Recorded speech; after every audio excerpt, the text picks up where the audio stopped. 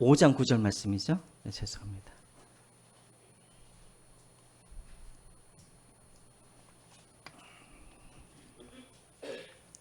우리 한 목소리로 우리 같이 봉독하겠습니다. 시작. 화평케 하는 자는 복이 있나니 그들이 하나님의 아들이라 일컬음을 받을 것입니다. 우리 다시 한번 봉독하겠습니다. 외우실 분들 외우시고요. 시작. 화평케 하는 자는 복이 있나니 그들이 하나님의 아들이라 일컬음을 받을 것이요. 아멘. 우리 옆 사람들과 우리 함께 인사했으면 좋겠습니다. 오늘은 이렇게 인사하죠. 안녕하세요. 이렇게 한번 인사하시죠. 안녕하세요 하고, 자, 시작. 안녕하세요. 예. 여러분, 안녕하세요 할 때 이 안녕이라는 말이 한글이에요, 한문이에요? 한자죠, 한자. 그렇죠. 안녕이란 말이 무슨 말이에요? 무탈하고 평안한 상태, 안녕이죠. 여러분, 지난 한 주 동안 안녕하셨습니까? 무탈하시고 평안하셨습니까? 예, 늘 하나님 은혜 가운데 늘 안녕하시기를 주님의 이름으로 축원드립니다.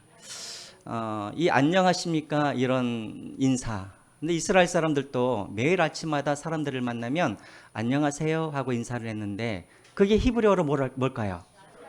어떻게 하셨어요? 어려운 걸. 예, 샬롬이에요, 샬롬. 그러니까 샬롬은 다른 뜻이 아니에요. 샬롬은 안녕하십니까 이런 말이죠. 왜냐하면 이스라엘도 마찬가지예요. 우리나라도 강대국에 쌓여서 늘 전쟁이 끊임없이 전쟁이 일어났기 때문에 어제 보았던 사람이 오늘 못 보게 되어지고 그래서 늘 아침마다 안녕하세요 라고 우리 인사했던 것처럼 이스라엘도 마찬가지입니다. 밑에는 애굽이 있었고 그 주변에는 늘 강대국이 있어서 늘 전쟁이 끊이지 않았죠. 그래서 늘 이 이스라엘 사람들도 만나기만 하면 샬롬, 안녕하세요, 평안하세요 또 이렇게 인사를 했던 것이죠. 그래서 오늘은 특별히 우리가 샬롬, 이 화평, 평안. 원래 샬롬이라는 말은 평안이란 말도 되고 또 화평이라는 말도 되어지는데 오늘 이 본문에는 이제 헬라어로 되어 있죠. 에이레네, 이게 화목, 화평, 평안 이런 뜻입니다. 이 화평, 여기서 말하는 이 화평, 샬롬은 단순히 전쟁이 없는 상태, 이것을 갖다가 그냥 이 평안 이런 의미가 아니라 하나님의 은혜 가운데 하나님과 올바른 관계를 맺어서 그 하나님의 은혜 가운데 누리는 평강을 샬롬이라고 하는 거예요. 그러니까 우리가 보통 전쟁이 없는 상태를 샬롬이라고 생각하는데 더 나아가서 하나님과의 올바른 관계를 맺고 그래서 그 은혜 가운데 평안을 누리는 것, 이것이 샬롬, 오늘 여기서 말하는 에이레네, 이 평화, 화평 이런 뜻을 가지고 있습니다. 자, 그래서 여러분 오늘 본문을 이제 다시 한번 보겠습니다. 화평하는 자는 복이 있나니라고 돼 있죠. 화평케 하는 자는 복이 있나니. 여러분 여기서 잘 보세요. 화평한 자가 복이 있다고 말하는 게 아니에요. 화평하게 하는 자가 복이 있다라는 거예요. 이 말은 무슨 말이냐면 다른 사람들을 화평하게 만드는 사람이 복이 있다라는 거예요. 이해가 되세요? 그러니까 우리는 이것을 그냥 읽다 보면 하나님 안에서 화평과 평안을 누린 사람이 복이 있는구나 이거 아니에요. 다른 사람들을 그냥 말로만 평안하십시오, 안녕하십시오 이게 아니라 그 사람에게 다가가서 그 사람으로 하여금 지금 절망 가운데 낙심 가운데 있는 이 사람을 하나님의 평화를 화평을 전해 주어서 그 사람으로 하여금 화평한 자로 만드는 이 사람이 복받은 사람이라는 거예요. 이해가 되시죠? 이것을 염두하시면서 우리가 같이 한번 보겠습니다. 자, 그러면 우리가 어떻게 하면 오늘 이 본문에 나와 있는 것처럼 다른 사람들을 화평하게 하는 그런 자가 될 수가 있을까? 여러분 우리 공동체에 보면은 두 종류의 그런 사람들이 있죠. 한 종류의 사람은 늘 화평을 깨트리는 그런 사람들이 있어요. 우리가 이런 사람들을 보통 영어로 뭐라 그러냐면 뭐라 그래요? 영어로 트러블 메이커라고 들었죠. 혹시 들어보셨어요? 제가 영어 발음이 너무 안 좋나요? 트러블 메이커. 네, 트러블 메이커. 늘 화평을 깨트리는 사람이 있어요. 이 사람은 가는 곳곳마다 갈 때마다 들어가면 그 공동체에 들어가면 그 공동체의 그런 화목한 분위기를 깨트려요. 분쟁을 일으켜요. 다툼을 일으켜요. 그리고 다른 사람들에게 상처를 줘요. 늘 그 말에는 불평과 원망이 가득해요. 그리고 늘 다른 사람들을 험담해요. 그리고 말에 가시가 돋아 있어요. 그래서 늘 그 사람이 가면 사람들에게 상처를 주고 분위기를 차갑게 만들고, 그리고 다른 사람들을 분노하게 만들고, 그래서 그 사람을 만나게 되어지면 어떤 현상이 일어나게 되어지냐면 나의 나다움을 잃어버리게 되는 거예요. 이런 사람들이 바로 화평을 깨트리는 사람이에요. 그 대표적인 사람이 누구냐면 사무엘상 25장에 보면 누구죠? 단이 아니라 나발이라는 사람이 있어요. 혹시 아세요? 예, 저도 한번 들으면 나단이라고 부르겠어요. 나발이라는 사람이 있어요. 이 나발이라는 사람은 어떤 사람인가? 다윗과 그 부하들이 사울에게 쫓겨다니고 있었을 때 이 다윗이 나발의 양떼를 지켜주죠. 짐승으로부터 또 강도로부터 이 나발의 양떼를 지켜줘요. 그리고 어느 날 양털을 깎는 날이 되었어요. 양털을 깎는 날이 어떤 날이냐면 농사로 치면은 추수하는 날이에요. 자, 그러면 여러분 나발이 당연히 어떻게 해야겠습니까? 자기 양떼를 지켜주는 이 사람들에게 양식을 그렇게 나눠줘야겠죠. 기쁨을 나누면서. 자, 그래서 다윗이 당연히 나발이 양식을 나눠줄 줄 알고 부하를 보냈더니 나발이 뭐라 그럽니까? 다윗이 누구야? 하더니 뭐라 그래요? 그 주인에게서 도망친 그놈 말이야? 하면서 마치 다윗을 그저 뭐처럼 여겼어요. 그냥 이렇게 종처럼, 그리고 그냥 깡패처럼 그렇게 다윗을 그렇게 여겼죠. 자, 이 말을 듣고 다윗이 다윗다움을 잃어버려요. 어떻게 알아요? 다윗이 이제 그 부하들을 데리고 너무나 화가 나가지고 이제 나발을 죽이려고 가는데, 나발만 죽이려고 가는 게 아니라 누구까지 죽이려고 해요? 나발의 집안에 있는 모든 남자 종들까지 내가 다 죽이겠다 하면서 다윗이 그렇게 그 집을 향해서 가는 거예요. 여러분, 그 이전에 다윗은 이러지 않았어요. 나발이라는 사람을 만나니까 다윗이 다윗됨을 잃어버린 거예요. 하나님의 자녀로서의 그런 됨을 잃어버리게 된 거예요. 이게 바로 화평을 깨트리는 사람의 특징인 거예요. 여러분, 우리 가정도 마찬가지예요. 우리 가정에 화평을 깨트리는 사람이 존재하면 아내가 아내됨을 잃어버리고, 남편이 남편됨을 잃어버리고, 우리가 하나님의 자녀인데 하나님의 자녀됨을 우리가 잃어버리게 되어지는 거예요. 그래서 여러분, 가끔씩 우리 부인은 결혼 전에는 그렇게 착하더니 왜 결혼 후에는 저렇게 됐어? 라고 말을 하면 그건 아내의 탓이 아니라 내가 화평을 깨트리는 사람이기 때문에 아내가 아내 되어지지 못하는 거예요. 우리 남편은 결혼 전에는 대장부였는데 왜 이렇게 꼼생이가 되었어? 왜 그랬을까요? 내가 화평을 깨트리는 사람이 되었기 때문에 그러는 거예요. 그래서 여러분, 가정 안에 화평이 깨트려지는 사람이 하나가 있으면 어떤 일이 벌어져요? 나의 나됨을 잃어버리고 항상 분노가 일어나고 항상 절망과 낙심이 있게 되어지는 거예요. 또 화평을 깨트리는 사람이 있는가 하면 반대로 화평케 하는 사람이 있어요. 이 사람이 가면 항상 공동체가 따뜻해져요. 이 사람은 마음속에서 항상 감사가 있어요. 다른 사람들을 격려해요. 다른 사람들을 위로해요. 그래서 절망에 있는 사람들이 그런 사람들을 만나게 되어지면 다시 소망을 얻게 되어지고, 낙심케 된 사람들이 이 화평케 하는 사람들을 만나게 되어지면 다시 힘을 얻게 되어집니다. 그리고 늘 상황과 환경만 바라보던 그 사람이 화평케 하는 이 사람을 만나게 되어지면 상황과 환경을 주목하는 것이 아니라 하나님을 주목하게 되어지고, 하나님의 은혜를 주목하게 되어지고, 하나님의 은혜를 이 화평케 하는 사람을 통하여서 회복하게 되어지는 것이죠. 그 사람을 만나면 나의 나됨이 다시 회복하게 되어지는 거예요. 그 대표적인 사람이 누구예요? 바로 나발의 아내 누구예요? 아비가일이죠. 아비가일이라는 여인이 소식을 들어요. 다윗과 그의 부하가 지금 자기 집에 와가지고 나발과 모든 남자 종들을 다 죽이겠다라는 이 소식을 듣고 아비가일이 여종과 함께 떡과 포도주를 가지고 그리고 양고기를 가지고 기타 양식을 가지고 다윗을 찾아가죠. 그 다윗 앞에 바짝 무릎을 꿇고 뭐라 그럽니까? 당신은 앞으로 이스라엘의 왕이 될 사람이 아닙니까? 그런데 처음 미련한 어리석은 저 나발한 사람 죽여가지고 당신이 앞으로 왕이 되는데 허물이 되지 말게 하옵소서 하면서 아주 예쁜 말로 이 다윗의 분노를 가라앉히게 되어지죠. 그래서 다윗이 다시 그 아비가일을 만남으로 인해서 다윗이 다윗됨을 잃어버리다가 이 아비가일을 통하여서 다윗이 다시 다윗 되어지게 되어지는 것이죠. 이게 뭐예요? 화평케 하는 사람이 바로 그런 일들을 하는 사람이라는 거예요. 저는 우리 성수시험교회 모든 성도님들은 이렇게 아비가일처럼 화평케 하는 사람들이 되시기를 주님의 이름으로 축원드립니다.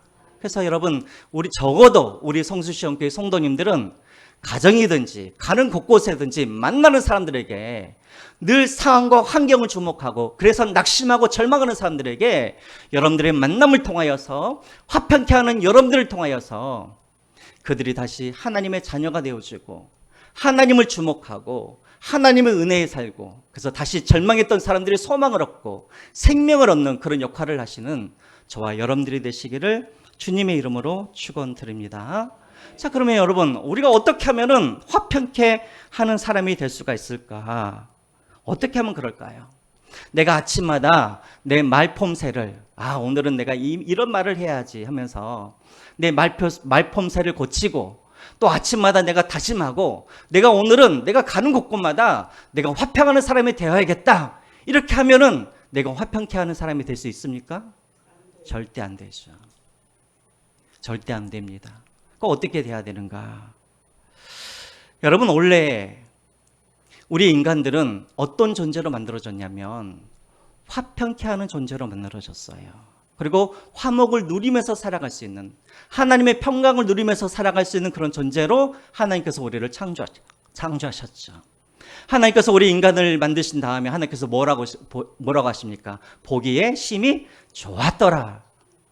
그러니까 인간은 완벽하게 그렇게 만들어졌어요. 그런데 아담과 하와에게 무엇이 찾아왔냐면 죄가 들어오기 시작한 거예요.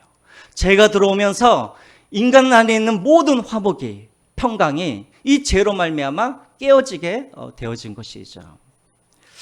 여러분, 아담과 하와가 죄를 지음으로 말미암아 세 가지 결과가 생기게 되어지죠. 세 가지 일이 생기게 되어져요. 어떤 일이 일어나냐면 첫 번째로 하나님과 인간 사이의 화목이 거기에서 깨져지기 시작합니다. 먼저 여러분 창세기 3장 9절과 10절 말씀 한번 보겠습니다. 창세기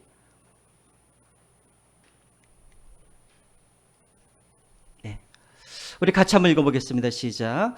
여호와 하나님이 아담을 부르시며 그에게 이르시되 내가 어디 있느냐. 10절. 이르되 내가 동산에서 하나님의 소리를 듣고 내가 벗었으므로 두려워하여 숨었나이다. 여러분, 죄를 짓기 이전에 하나님과 인간의 관계는 어떤 관계였냐면 함께 동행하는 관계였어요. 다시 말하면 하나님께서 에덴으로 찾아오시면 인간은, 아담과 하와는 하나님을 맞이하고 그리고 하나님과 함께 에덴을 거느리는 그런 아주 가까운 친밀한 그런 관계였던 것이죠. 그런데 죄가 들어옴으로 말미암아 이제 어떤 관계가 되었어요? 하나님이 아담을 찾으시는데 아담은 그런 하나님이 두려워서 하나님으로부터 어떻게 한 거예요? 숨게 되어진 것이죠. 하나님이 두려워서 하나님을 숨는 그런 관계가 되어버렸다는 거예요. 이 말은 무슨 말이냐면 하나님과 인간관계가 깨어져 버린 거예요. 전에는 하나님과 인간관계가 어떤 관계였냐면 아담과 하와는 하나님의 백성이었고 더 나아가서는 하나님의 자녀였어요. 근데 지금은 어떤 관계가 되었냐면 죄가 들어옴으로 말미암아 하나님은 인간을 저주해야 됐고 인간은 그 하나님의 저주를 피해서 항상 도망다니고 숨는 그런 관계가 되어버렸다는 것이죠. 첫 번째 죄의 결과가 무엇인가? 하나님과 인간관계가 깨어져 버렸다는 거예요. 두 번째로 죄의 결과로 말미암아 하나님과 인간관계만 깨어진 것이 아니라 인간과 인간 사이의 관계도 깨어져 버린 거예요. 성경에 나와 있죠. 우리 한번 볼까요?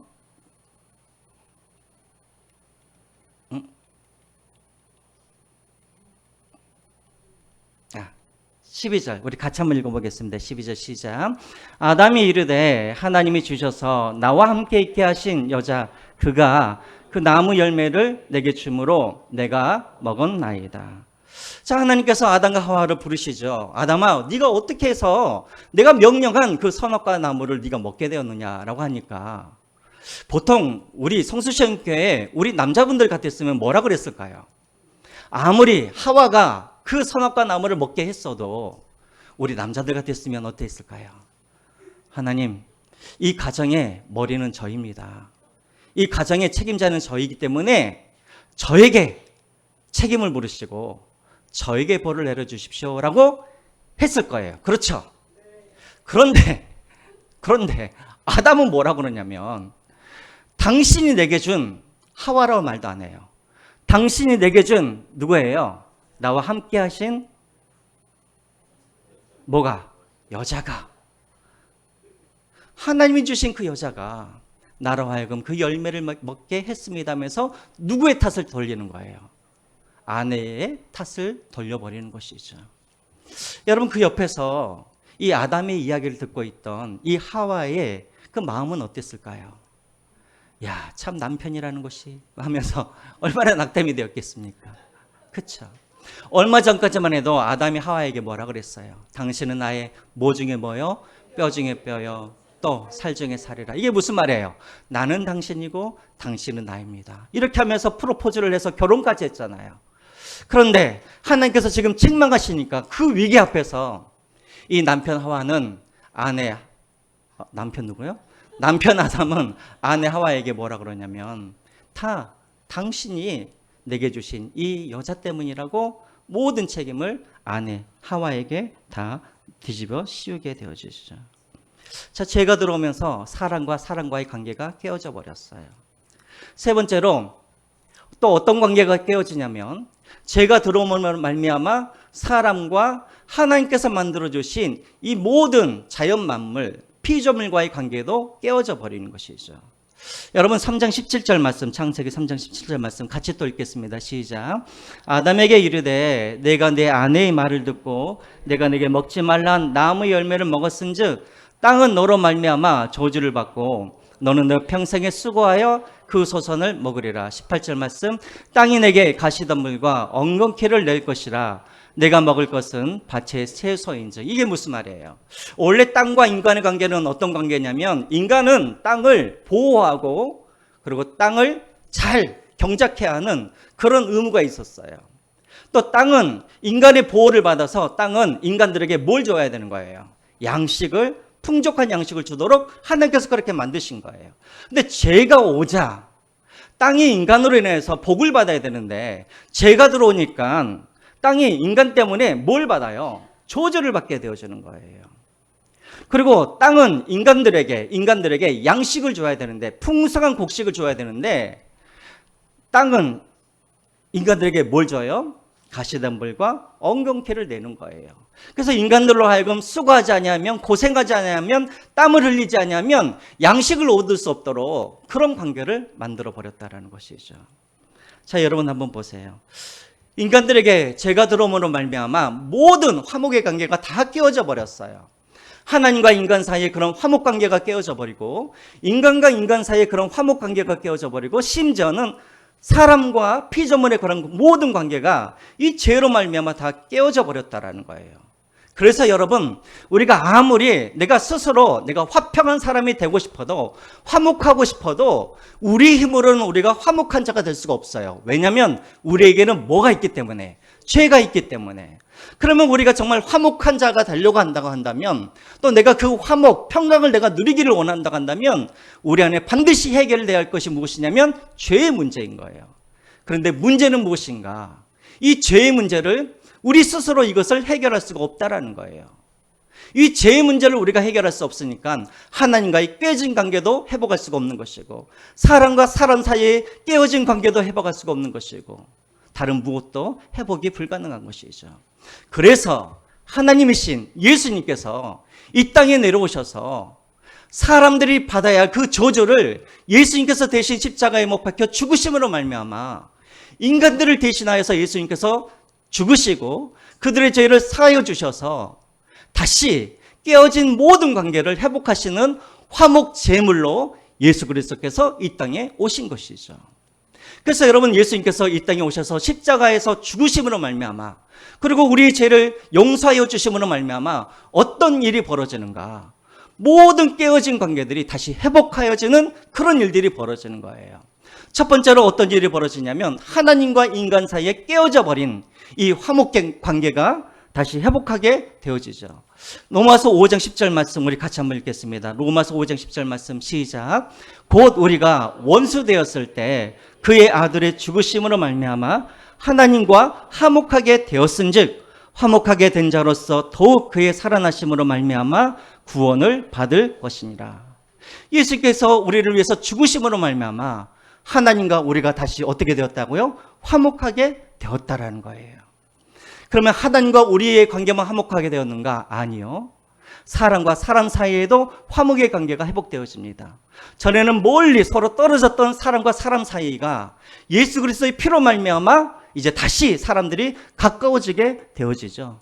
우리 에베소서 2장 13절 말씀 우리 같이 한번 읽겠습니다. 시작. 이제는 전에 멀리 있던 너희 그리스도 예수 안에서 그리스도의 피로 가까워졌느니라. 14절.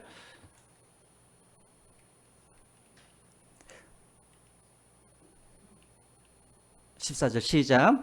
그는 우리의 화평이시라. 둘로 하나를 만드사 원수된 것 곧 중간에 막힌 담을 자기 육체로 허시고. 전에는 둘이 사람과 사람 사이의 관계가 멀리 떨어져 있는데 이제 하나님께서 우리의 화평이 되어주셔서 그래서 멀리 떨어졌던 우리가 그리스도의 피로 다시 가까워지게 되었다. 사람과 사람 사이의 관계가 회복되었다라는 것이죠. 그러면 이것만 회복되었는가? 아니요. 예수 그리스도께서 죽으심으로 말미암아 저주받았던 이 땅도 만물도 다시 회복되어지게 되어지죠. 그것은 어디에 나와 있냐면 골로새서 1장 20절 말씀에 나와 있습니다. 우리 같이 한번 읽겠습니다. 시작. 그의 만물 곧 땅에 있는 것들이나 하늘에 있는 것들이 그로 말미암아 자기와 화목하게 되기를 기뻐하심이라. 십자가의 피로 화평을 이루사 어떤 일이 벌어지냐면 만물도 하나님과 함께 화목하게 되었다라는 거예요. 저주받은 이 모든 피조물들이 예수 그리스도의 죽으심으로 말미암아 이들도 하나님과의 관계가 회복되어지고 이 피조물들도 구원을 받게 되었다라는 것입니다. 이것이 바로 하나님께서 예수님께서 십자가에서 죽으심으로 말미암아 되어진 결과인 것이죠. 그래서 예수님께서 이 땅에 오신 이유가 무엇인가? 우리의 죄를 사하기 위함이에요. 그럼 우리의 죄를 왜 사하려고 하셨는가? 그 목적은 무엇이냐면 모든 깨어진 관계들을 다시 회복하여서 우리로 하여금 하나님의 평강을 누리고 하나님과 화목하게 되어지고 그리고 사람과 사람 사이가 화목하게 되어지고 그런 화목을 누리도록 하기 위하여서 하나님께서 예수님이 우리를 위하여서 십자가에 못 박혀 죽으셨다라는 것입니다. 자, 그렇다면 여러분 여기서 그러면 예수님께서 우리를 위해서 죽으셨고 우리가 그분으로 인하여서 우리가 화평을 누리고 여기서 끝인가? 아니에요.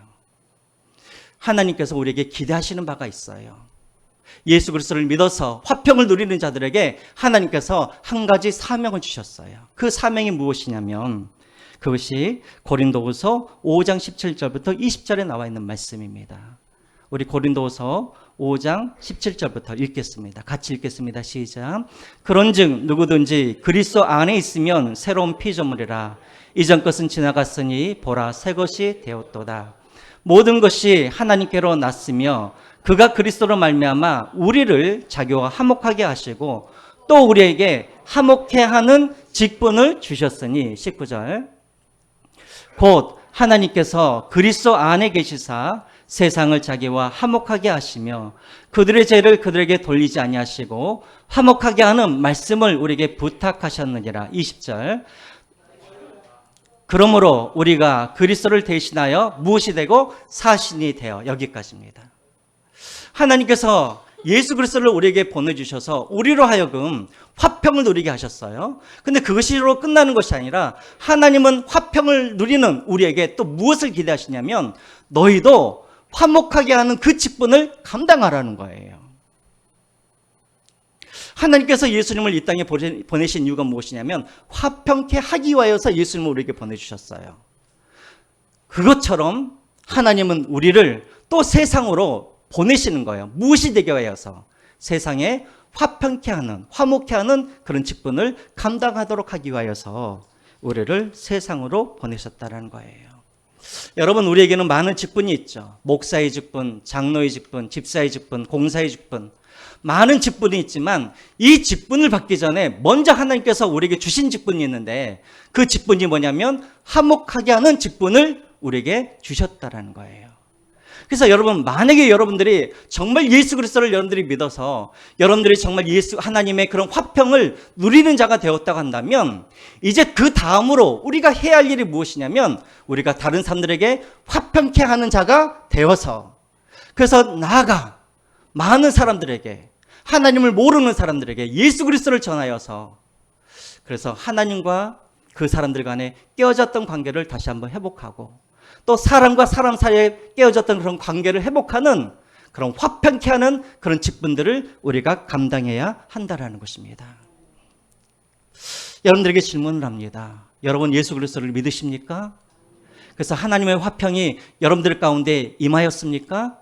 그렇다면 여러분들은 이제 무엇이 되어야 되냐면 이제 화목케 하는 그런 직분을 가지고 그리스도의 사신이 되어서 나아가 여러분들이 만나는 모든 사람들에게 예수 그리스도 그 복음을 전하심으로 말미암아 깨어졌던 모든 관계를 회복하는 그런 화평케 하는 자가 되셔야 한다는 것입니다. 그렇게 되실 줄 믿습니다. 자, 그렇게 해야 자, 그 마지막에 보면 뭐라고 되어 있냐면 화평케 하는 자가 복이 있나니 그들이 뭐라고요? 하나님의 아들이라 일컬음을 받을 것이라. 자, 이 말이 무슨 말이에요? 여러분, 이 말이 이런 말입니까? 여러분들이 화평케 하는 자가 되시면 여러분들은 하나님의 아들이 될 수 있습니다. 이런 말입니까? 이런 말이에요? 여러분, 하나님의 아들이 되는 조건은 뭐예요? 우리가 선한 일을 하고 우리가 다른 사람들을 위해서 내 목숨을 내어주면 우리가 하나님의 아들이 될 수 있습니까? 우리가 하나님의 아들이 될 수 있는 건 오직 하나예요. 뭐냐면 오직 믿음인 거예요. 그래서 여러분 갈라디아서 2장 3장 26절에 나와 있죠. 우리 같이 함께 읽겠습니다. 시작. 너희가 다 믿음으로 말미암아 그리스도 예수 안에서 하나님의 아들이 되었으니. 화평케 하는 자가 되어야 하나님의 아들이 되는 것이 아니라 오직 하나님의 아들이 되는 것은 믿음으로만 되는 거예요. 그럼 목사님, 오늘 본문에 나와 있는 이 구절 말씀은 무엇입니까? 다른 것 아니에요. 하나님의 아들이 되는 증거가 무엇이냐면 그 사람은 화평케 하는 자가 바로 하나님의 아들이라는 증거라는 거예요. 다시 말하면 내가 구원을 받았는지 내가 못 받았는지 내가 어떻게 할 수 있는가? 내가 거듭난 사람인지 거듭나지 않는 사람인지 내가 어떻게 할 수가 있는가? 우리 주변에 보면은 예수님을 믿었다고는 하는데 도저히 봐도 예수를 믿었다는 증거가 없잖아요. 무엇을 통해서 예수를 믿었다는 증거가 나타나는가? 바로 화평케 하는 자가 예수님의 아들이라는 증거라는 거예요. 이해가 되시나요? 그래서 화평케 하는 자는 하나님의 아들이 되는 조건이 아니라 증거인 거예요, 증거.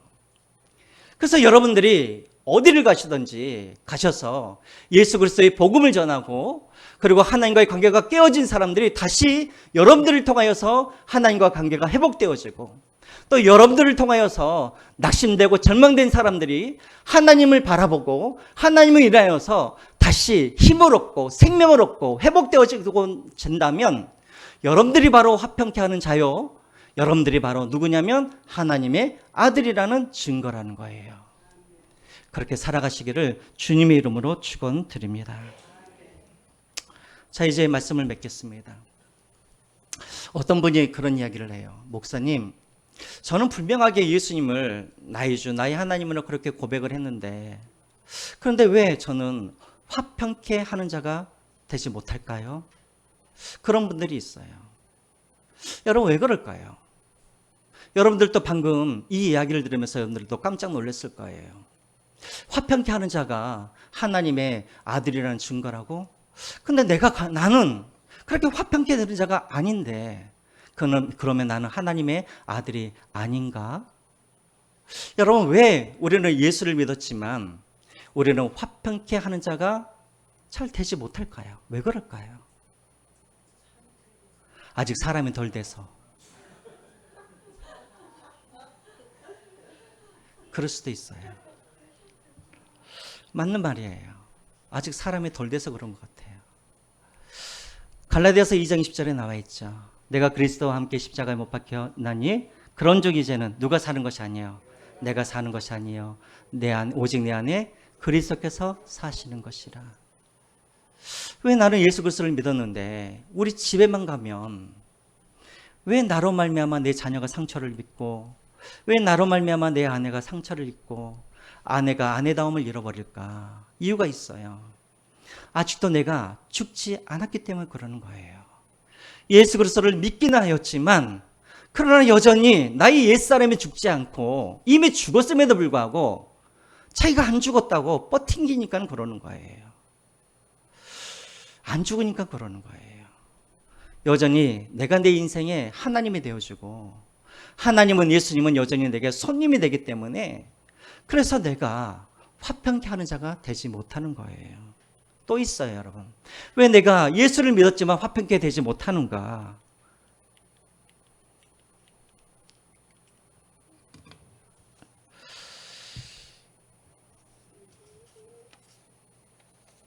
마태복음 16장 24절에 나와 있습니다. 제가 읽겠습니다. 이에 예수께서 제자들에게 이르시되 누구든지 나를 따르려거든 무엇을 하고 자기를 부인하고 또 무엇을 하고 자기 십자가를 지고 나를 따를 것이니라.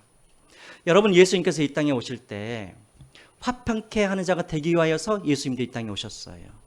그럼 예수님께서 화평케 하는 자가 되기 위하여서 예수님은 무엇을 하셨어요? 하나님이시지만 하나님과 동등됨을 취하지 아니하시고 인간의 모양으로 죄의 형체를 가지고 이 땅에 내려오셨죠. 다시 말하면 예수님은 자기를 포기하셨어요. 그리고 예수님은 자기를 희생하셨어요. 예수님은 화평케 하는 자가 되기 위하여서 예수님은 사람들에게 조롱을 받으시고, 예수님은 화평케 하는 자가 되기 위하여서 자기 십자가를 가지고 골고다 위에 올라가서 그 십자가 위에 못 박혀 죽으셨어요. 왜 우리가 예수를 믿었는데도 화평케 하는 자가 되지 못하는가? 대가를 치르지 않으려고 하니까 그러는 거예요. 손해를 보려 하지 않기 때문에 그러는 거예요. 희생을 치르지 않고 내 십자가를 지지 않고 살기 때문에 우리가 화평케 하는 자가 되지 못하는 거예요. 교회 안에서도 조금만 내가 손해보는 것 같으면 예수를 믿음에도 불구하고 나를 주장하고 다른 사람들을 비난하고 원망하고 불평하고 그러잖아요. 우리가 손해를 보려 하지 않으니까, 희생하지 않으려고 그러니까, 십자가를 지려고 하지 않으니까 예수를 믿어도 우리가 화평케 하는 자가 되지 못하는 거예요. 여러분, 화평케 하는 자가 되려면 대가를 치르셔야 되는 거예요. 다른 사람들의 조롱도 있어요. 다른 사람들의 비난도 있어요. 그럼에도 불구하고 계속해서 내가 화평케 하는 자로 그렇게 살아가야, 그래야 진정한 화평케 하는 자가 될 수가 있는 거예요. 또 한 가지, 예수님께서 이 땅에 오셔서 화평케 하는 자가 되었을 때, 그래서 우리가 하나님으로부터, 예수님으로부터 화평을 얻었을 때, 그때 여러분 우리가 무슨 자격이 있었습니까? 우리가 아직 연약했을 때, 우리가 아직 죄인 되었을 때, 우리가 하나님과 원수 되었을 때 예수님께서 우리를 위해서 죽으시고 우리에게 화평을 주셨어요. 근데 우리는 화평하는 자가 되려고 하면 항상 무엇을 따지냐면, 저 사람이 내 사랑을 받을 만한 자격이 있는지, 저 사람이 나의 은혜를 받을 만한 자격이 있는지, 내가 저 사람을 위해서 평안을 주고 싶은데, 화목하게 하고 싶은데 그 사람의 무엇을 보냐면 자꾸만 자격을 보는 거예요. 그러니까 우리가 화평케 하는 자가 될 수가 없는 거예요. 우리는 자격 없이 하나님의 화평과 하나님의 은혜와 사랑을 받았음에도 불구하고 우리는 항상 다른 사람들에게 자격을 따져요. 나의 은혜를 받을 만한 사람인지 아닌지. 그러니까 우리가 화평케 하는 자가 되지 못하는 거예요. 여러분, 세 가지. 첫 번째는 죽으십시오. 두 번째로는 대가를 치르십시오. 여러분들이 십자가를 지고 가십시오. 세 번째로는 자격을 따지려고 하지 마십시오. 자꾸만 자격을 따지려고 그러니까 우리가 화평케 하는 자가 될 수가 없는 거예요. 여러분, 화평케 하는 삶 쉬운 일이 아니에요.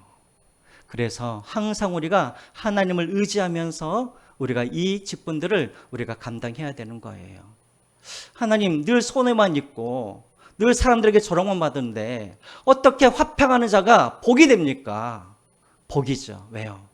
그럼에도 불구하고 화평케 하는 사람, 화평케 하는 자의 삶을 살아갈 때 그것이 바로 무엇이 증거가 되어지냐면 하나님의 아들이라는 증거가 되기 때문에. 이해가 되세요? 그 자체가 뭐가 되냐면 복이 되는 거예요. 다른 사람들을 화평케 하여서 내가 무슨 보상을 받고 다른 사람들로부터 감사하다는 말을 들어서 내가 복이 있는 자가 아니라, 비록 내가 화평케 하는 삶으로 말미암아 손해를 보고 조롱을 받고 심지어는 다른 사람들에게 비난을 받아도 그럼에도 불구하고 그 사람들을 살아갈 때 그 자체가 하나님의 아들이라는 증거가 되기 때문에 그 자체가 우리에게 뭐가 되냐면 복이 되는 거예요. 이해가 되십니까? 이해가 안 되세요? 되시죠? 하나님의 아들이 된다는 이 복 외에 다른 무슨 복이 우리에게 필요합니까? 그렇죠. 그래서 여러분, 이 복을 바라보시고 그렇게 사람들을 바라보지 마시고 예수 그리스도를 바라보면서 대가를 치르시기도 하시고 죽으시고 자격을 따지지 마시고 화평케 하는 사람이 되시기를 주님의 이름으로 축원드립니다. 이 시간 우리 청년분들 나와서